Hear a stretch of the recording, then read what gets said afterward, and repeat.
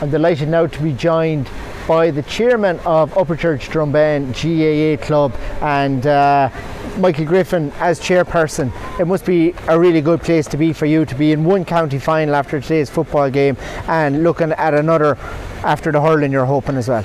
Yeah, I mean absolutely, we're in dreamland at the moment, getting to our first county senior football semi-final, playing the county champions in that semi-final and coming through by a point in a titanic struggle at the end. So delighted to be in the county football final and looking forward now to the hurling next weekend. So we're in dreamland. Looking at that game, Mike, there was a lot of the younger players that are bursting through. Like Luke Shanahan was excellent there for Upperchurch.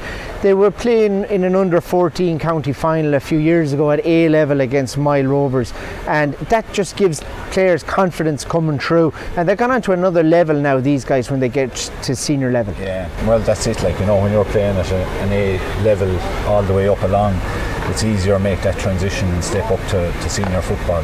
And I mean, Luke was absolutely excellent today. He scored some excellent points. Off his right, off his left, it didn't matter. Luke is just able to do that.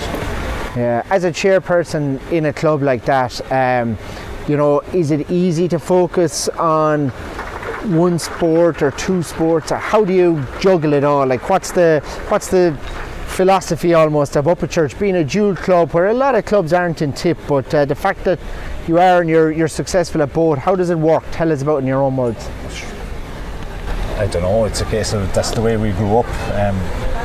When these players grew up, they were playing juvenile, both hurling and football all along, and they've just carried it into senior. So week on week, this week was a football week, and the coming week now is hurling. So we throw down the hurleys or we throw down the football and the gloves, and we pick up the hurleys and the helmets now for this week, obviously, to get ready for the county semi-final. How many would you have training in the field on any given night? What sort of energy would you have down there? There's huge energy there at the moment because there's so many teams involved. We have a junior A semi-final on Saturday, senior semi-final on Sunday, so there will be between 35 and 40 players down there on a weekly, every training session. So it's great. Yeah. Really exciting. And to get to the final for the first time ever, I mean, that is a massive achievement, and yet to have another one to look forward to. It's about juggling a lot of parts now to keep things fresh week on week. It is, yeah. And I mean, that's up down to the management team looking after both teams, our strength and conditioning, our trainers, our coaches. They're doing a great job, and obviously to be competitive and to be there in the two semi-finals, now in the final of the football, and we hope it will be in the finals of the hurling as well. Do you find it an easy job as chair or difficult with all the matches?